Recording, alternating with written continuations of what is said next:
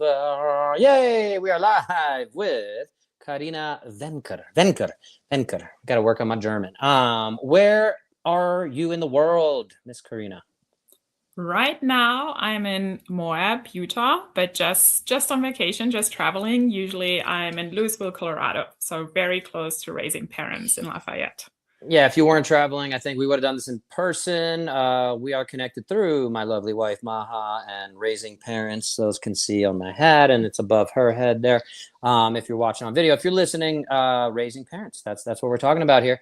Real quick, that is a new business here in Lafayette, Colorado. A third space for parents raising parents. How have you described it to people? Because it is a little tricky. It is a little niche. How are you describing it?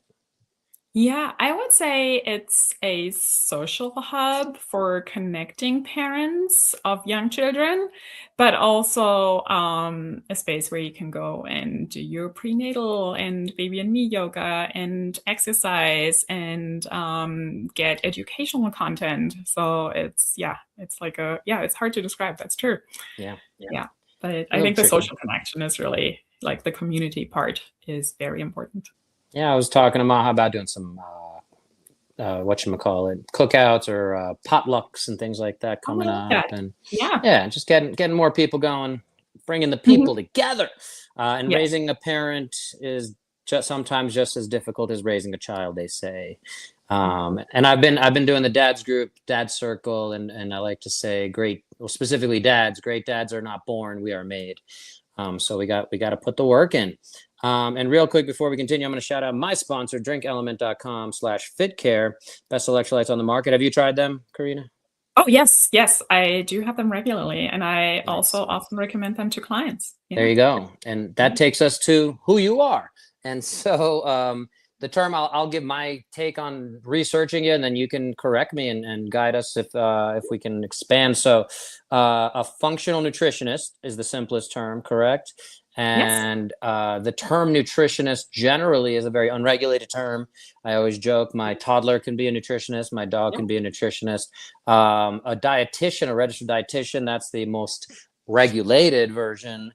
And so somewhere in between all this, we bring it back to functional. When I hear functional medicine, functional nutrition, and I've heard you talk about a holistic approach, looking at the entire person. But what are your words for what you do?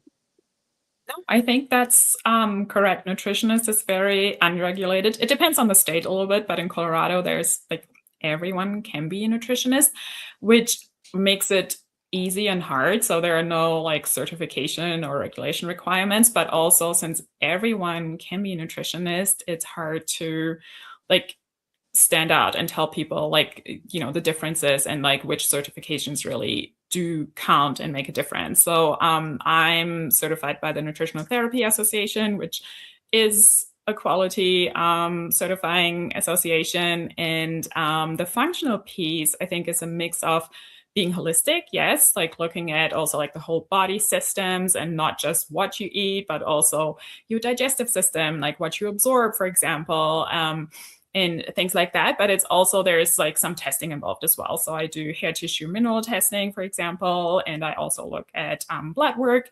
So I take into account more than just a diet plan or like what maybe a health coach would do. Yes. Love it. Love it. So what will you be offering out of raising parents? Yeah, so I'm part of some of the educational offerings. Specifically around postpartum nutrition and like a mix of like preparing for postpartum and then what to eat in postpartum, and also like just balancing nutrition, taking care of yourself, and being a new mother or a new parent in general, because there's a lot that goes into balancing, your need for nutrition, but also the demands of your children, even, I mean, beyond the breastfeeding stages and immediate postpartum. And generally speaking, as like most, I think, people in like perinatal, like most perinatal providers would say, I feel like postpartum isn't just the first 6 weeks or first 12 weeks, but like once you're postpartum, you're always postpartum. So, and I think there's always things to pay attention to, and like you're caring for yourself and your nutrition. Yeah. Yeah. And I guess one other thing I really wanted to make sure I cover as well is that I'm currently like beyond my nutrition certification. I'm doing a certification as a innate postpartum provider. And it's a program that kind of also takes into account nutrition, but also like more holistically how we care for postpartum women. And something I just found really like interesting and connected to raising parents is actually that Rochelle Saliga, who's like the founder and like facilitator of that certification program, she has 5 pillars in postpartum care. And one of them is like warm, nourishing foods, which is what I cover with my work already. But then there is like that extended resting period. There is warmth and warmth inducing therapies. There's body work, which is like someone like physical therapy and like you or massage would come in. And then like the 5th pillar that is like underlying and like foundational to all of those pillars is community. So I just found that so important and so interesting because I think community is like what we all crave and what like traditionally, you know, like a village would raise a child. And these days we're all very not very isolated but more isolated, and it's like more like the core family. And yeah, and that's why I think it's so beautiful that raising parents exists now, and so important for postpartum healing, mental health, like just mental health as well, and kind of connecting with others and not doing it alone. Yeah, I think originally we were going to call it the Village or something like that. And there's another business in Colorado called the Village. And Yeah. yeah, so yeah, very much in line with the values and what we're talking about. So preparing for postpartum healing and recovery, you kind of just covered some of that, but anything else specifically that you want to touch on in that context? Yeah. I mean, there's so much to Hmm. cover, but I'll try to keep it short. I think sometimes postpartum and preparing for postpartum is a little bit undervalued because people are so focused on the pregnancy and, you know, eating, like, especially in nutrition context, eating right for like during pregnancy while they are, you know, like their baby is in them. And then also very focused on preparing for birth and like labor and birth. But like truly like, you know, pregnancy is like 9 months, like more or less. Labor and birth, even if it's really long, it's like maybe 3 or 4 days at most, sometimes just a couple of hours. But postpartum is, you know, it's weeks, months, years. So I sometimes, yeah, it's just really undervalued. And I think the postpartum period, it just lays such an important foundation for one, your physical recovery, because there's so much like whether it's vaginal or a C-section, there's like so much recovery, healing involved in that while you're rebuilding your nutrient stores. So there's like such nutrient loss during labor and birth, but also during like the preceding pregnancy.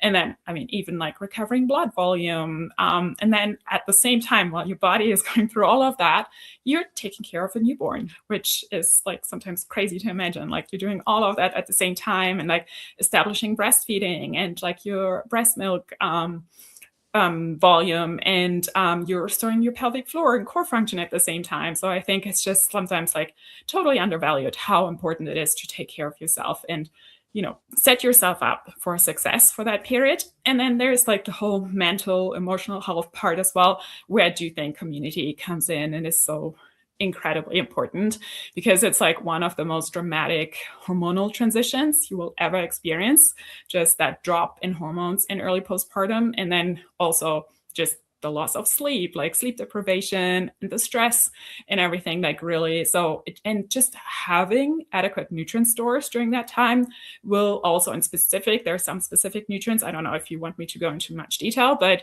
there's some that help with mental health as well. And then also, like as a third thing, just establishing your long-term health, because I think there's some thinking that like postpartum is one of those periods in life of a woman that really set yourself up for like the better you go through postpartum, the better you will be set up for future health as well, like both like metabolic but also your bone density, and just like setting yourself up for future pregnancies as well and how well those go. Yeah. um Yeah, yeah. I was gonna say, like from my perspective, orthopedically, right? People train so much for an Ironman or for a marathon or whatever.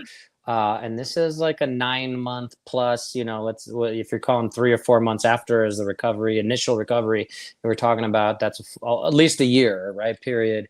Yeah. Progress of what the body's going through and preparing for. Another thing that I from a physical perspective, I'm going to throw into the mix that I'd love to hear how, maybe you could take some of those fitness concepts into the recovery, but, women don't want to lift weights. I feel like it boggles my mind. You want to have a baby, that your toddler's going to be 20 pounds, 30 pounds. I don't know at what point you start putting them down. We're just dealing with a 30-something pound boy right now, so she's not putting him down yet. And I'm like, you didn't prepare. You never lifted anything more than 5 or 10 pounds your whole life, pretty much. Yeah. So, I think of it that way, as preparing for pregnancy that way, and the recovery as well, and motherhood for the first few years.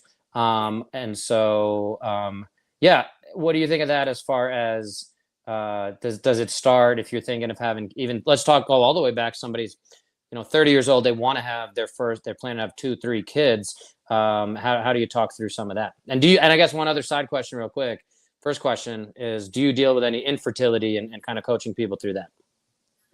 Yeah. So I have worked with some clients who are, like preparing for conception and dealing with infertility somewhat.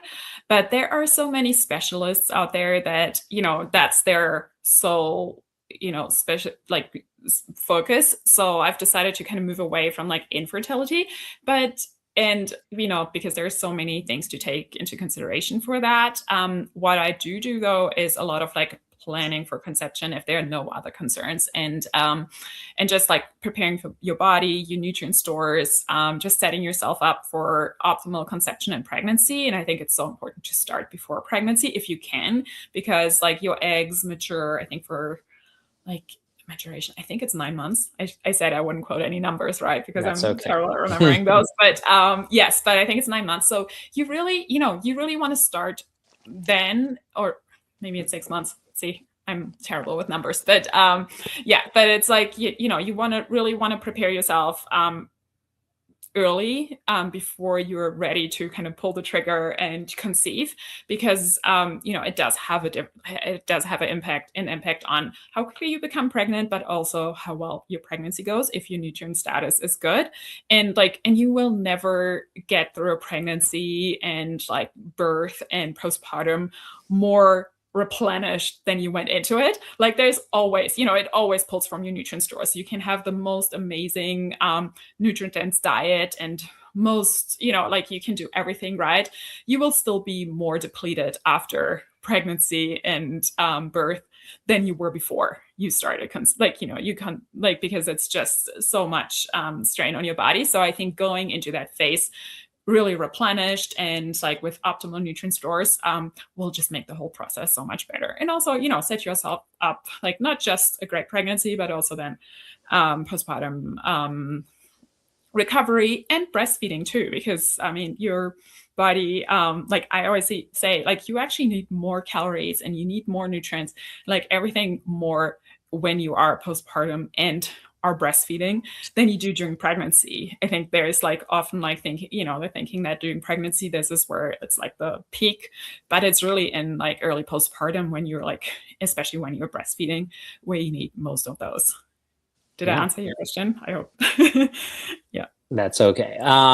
Yeah. So that made me think of multivitamins. And again, I guess, where do you stand on those for all the stages, whether it's infertility, prepartum, postpartum, just a multivitamin? I guess it's a question I get a lot as well. So curious what your stance is on that. Yeah. I mean, I think generally supplements, I see them not as like the foundation. I think the real foods are like the foundation, and that should always be like take precedence. But I do think like I would always recommend starting a prenatal vitamin if you are planning on becoming pregnant in the next year, or like even if you are in your, like fertile years and you think there might be a chance, because like a high quality prenatal vitamin can be a good, like almost like an insurance policy, in the background. And I think especially just knowing that like usually in the first trimester, most women will have nausea and food aversions. And if you have that, you have that basis in the beginning, like before you conceive, and then also, while you are in the first trimester and you might not be able to eat the way that is optimal, I think it's good to have that foundation already with a good high quality prenatal vitamin. I do think there are big differences in quality between prenatal vitamins, because that's like one of the things I don't love with like conventional care, that most OBs or doctors say like any prenatal vitamin is fine. In the end, it's also, it can be a budget thing, and I understand that, but I do think there are some prenatal vitamins that are definitely superior to many of the drugstore brands. And so that's one thing I would consider, like something that has specific forms of B vitamins, for example. I always recommend to choose one that has choline, which is a very important nutrient in pregnancy and also postpartum, actually. And one that is separate, like has separate prenatal DHA, or just take it as a completely separate one. So there are a few considerations with that, but I do think it does make a difference, and it helps you have that insurance policy during those times where you might not be absorbing all the nutrients from your food, or you might have some food aversions in like early pregnancy as well. And then the other thing, actually, since you mentioned Element earlier, I do think, especially for those, if there are many people listening from like Colorado, because we're at altitude, it gets really hot in the summer. So, if you are exercising, I think having like drinking water with electrolytes during pregnancy and postpartum is is a really good idea as well. If you think about like your blood volume expands massively during pregnancy, so if your blood volume and like the fluids in your body generally expand, you also need more electrolytes to balance the fluids. So I usually recommend having electrolytes on board as well.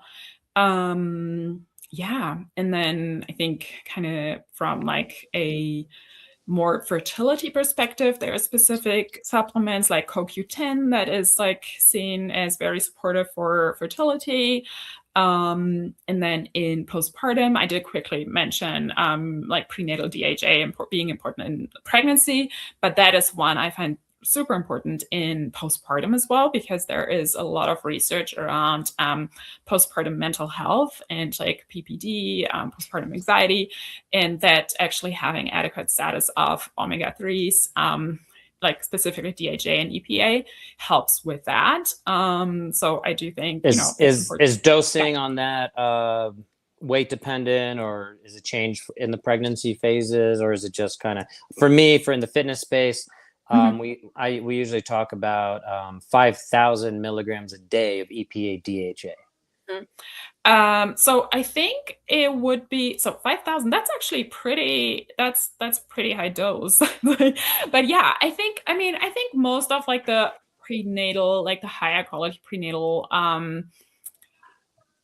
supplements are pretty like kind of give you a good baseline, and I usually recommend also consuming food sources of fish, like of omega. So if you do eat animals, fish, especially like things like salmon are a really good source, and really not holding back, because that's often a concern I see in my clients, that they get concerned about eating seafood during pregnancy because sometimes they get scared by like the possibility of mercury being in there. And I think the benefit of eating seafood outweighs the risk of getting too much mercury. But obviously you want to pay attention to the kinds, like the types of fish that are lower in mercury. So not like go for salmon, Sardines. sardines are amazing if you like them. They're not not everyone's favorite. So I think, but yeah, salmon, sardines are amazing. If you go for tuna, like skipjack or light tuna is better than other types, but I also wouldn't do tuna too often during pregnancy. Yeah, Yeah. there's the safe catch at Costco. They mercury test, and Yeah. then my general rule I've always talked about with fish and mercury is the smaller the fish. So like Yes. anchovies have super low; they're super Perfect. salty. Yeah. But you can sneak some of that stuff into, like, if you do a tomato sauce, if you're doing a pasta, you can pop some anchovies Yeah. in there. Yeah. Then that's how you season and salt your I tomato love that. sauce. Yeah. So But good. yeah, that's a general rule for I've seen is smaller fish can't accumulate that much mercury, Yeah. but definitely check your sourcing on all that. One other piece too, as far as all this, do the rules around protein change, right? Protein maxing for the kids. But yeah, generally it's been pushed again, 1 gram per pound of body weight when you're working out, 1 gram per pound of body weight of protein when you're recovering from a surgery is what I talk about. Somebody with a total knee replacement, total shoulder replacement. But yes, when it comes to recovery, obviously it's a lot of protein for anyone who's looked at a gram per pound of body weight. I'm almost 200 pounds. It's a lot of grams of protein if I'm working out hard. So yeah, how much does that rule change around pregnancy? I would say the 1 gram per pound is pretty, it's a good goal during pregnancy as well. I do think, I mean, you can set yourself that goal. I think it's hard for many to reach. So I don't want to set my clients up for, for failure sometimes. So sometimes we start a little lower, but I do think, I mean, the goal would be 1 pound per gram of, sorry, 1 gram of per pound of body weight. I think that would be a really good goal during pregnancy as well, because your protein needs do increase during pregnancy. They're like literally the building blocks, like they're the building blocks for your baby as well. So so I do recommend kind of aiming for that as well. And my main recommendation around that is kind of starting with the protein for breakfast, especially because I think it's kind of setting yourself up for a balanced day, also taking into account blood sugar management and all of that. And I think many people do under eat protein at breakfast, so I think starting with that is at least 30 grams if you can, is a really good start.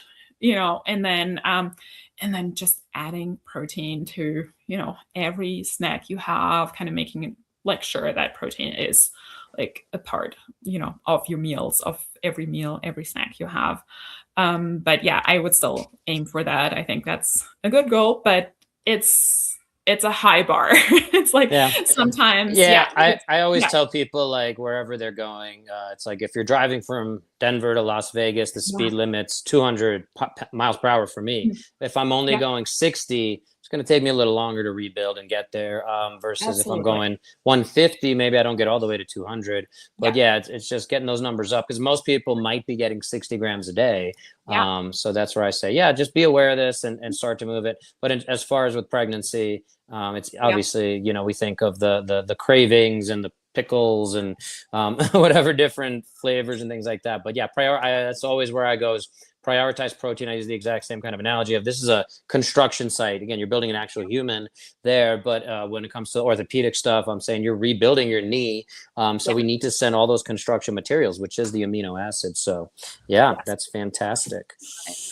So connection, let's touch base on your other two topics, and we'll kind of respect everyone's time and try to keep this under 30. Connection between minerals, hydration, and stress resilience. And you mentioned doing some testing for people's minerals and such. So give us a little rundown on what this means. So I think the reason why I thought this would be a good topic is just thinking of parenthood, and specifically motherhood, because I mostly work with women. But it is that oftentimes pregnancy, postpartum, and just sleep deprivation, the daily stressors really deplete minerals. And at the same time, it's so annoying. It's a vicious cycle, but mineral depletion also lowers resilience to stress. So like chronic stress just burns through minerals more, and all those minerals, you need those to like support hydration, to actually like produce energy for your nervous system regulation, which is a huge, factor in stress resilience, and your hormone balance too. So so the reason why I brought this up, wanted to bring it up, is just because sometimes that feeling of like being overwhelmed by parenthood, the anxiety that comes with it, or even that like tired but wired feeling, I think those are often kind of associated with like stress and everything, but not really with nutrient depletions or mineral depletions. So I always encourage my clients to like pay attention to like both sides of it. Like one, replenishing those minerals, and that's often where like mineral testing comes in for me, to kind of figure out what are their the ratios between certain minerals. Are there any minerals that are like very depleted, or is it more across the board and just needing general more nourishment? But then also paying attention to like actually your nervous system, and bringing in habits that help you with sleep, help you with stress management, kind of finding those little moments in the day, which is really hard as a parent. I mean, you have a toddler as well. So and I think, like just to mention a few, so like some of the main minerals that are important in like stress management, like magnesium is like the primary mineral for relaxation, calming the nervous system. But it's really like you burn through it a lot if you do have stress. Like stress hormones require magnesium. So just making sure, like either through foods, like nuts and seeds are really rich in magnesium. Like legumes are rich in magnesium, but most of us are magnesium depleted. So magnesium would be, if you're kind of thinking about supplementation, I think that would be one of those supplements that I often recommend to clients as well, especially for like sleep and relaxation support. And then potassium would be the other like big one, and that's one I see very often in postpartum moms being very depleted, and that kind of shows up in like just having very low energy most of the time. So, but also it's associated, like if you have your like sufficient potassium, it's associated with better stress tolerance. It helps kind of your adrenal gland function. So that's another one. And I think potassium, like again, like I often for those who are depleted, I recommend electrolytes that are a little bit higher in potassium. So I think, we're talking early on about Element that is high in sodium. So that's one I like think is great for athletes, and like during pregnancy and breastfeeding. Potassium, like there are some brands that are high in potassium, which is great. So how many milligrams of potassium are we looking at? For like in an electrolyte, like some of the brands I look at, they would have like 800 milligrams of potassium to like really replenish. And then you can like on top of that look at supplementation, food sources as well. So coconuts are really high. So coconut water, sometimes adding that like even to your drink, I think that can be really helpful option. Avocado, bananas, what else? Potatoes, like russet potatoes, but also sweet potatoes are really rich in potassium. So kind of building those things in can be really helpful as well from like a mineral perspective. And there are many more minerals kind of involved in stress resilience, but I think those are like the big two that I most often see making a difference. Element does have 200 per sachet, 200 milligrams of potassium. Yeah, it's a little lower. So it's a little low. Yeah, sometimes I also recommend just maybe, because Element is a really popular one and it has great flavors. And also sometimes I suggest that like some of my clients, they do Element, but then they add some coconut water to it, for example, just to kind of bump up the potassium content a little bit. I've never tried that. I bet that would taste pretty good. Yeah, it tastes pretty good. I've tried it with a few different flavors. Like it doesn't work with every flavor, but one of my things is I'm always worried that coconut water generally has too much like natural sugars, but sugar in general. And that's our last topic here, balancing blood sugar. So as far as around pregnancy, tell us what we're thinking about. Yeah. So I agree with that. And I think like for just to go back to coconut sugar, like just watch out for the brands that don't have any added sugar, and don't overdo it. And really, if there are issues with blood sugar, like known issues, I think probably stay away from coconut water, maybe, or like at least in excess. But I think just in moderation, like fruit and like natural sugars are also, are fine. But yes, so blood sugar balance. So during pregnancy specifically, I mean, it's one of those times where your glucose level, or like your pancreas is under a lot more stress. And it's interesting because during pregnancy in the first trimester, you're usually more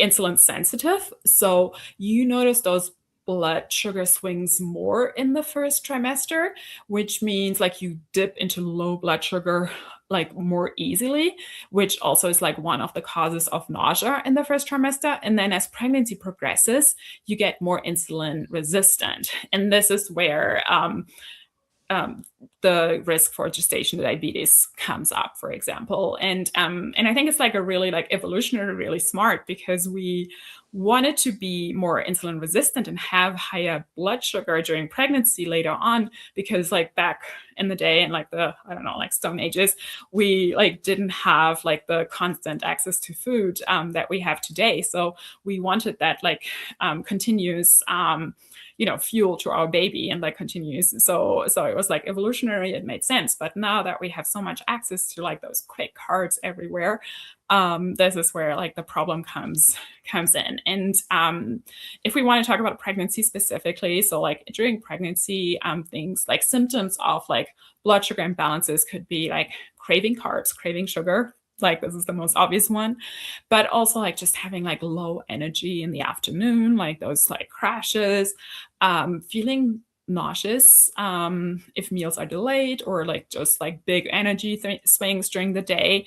And paying attention to blood sugar, I think, is really important during like not like any time in life, but during pregnancy specifically, because it does have an effect on your like how well you feel during pregnancy, but also on the metabolic health, long-term health of your baby. So I think the better you have your blood sugar under control, the better outcome for your baby as well.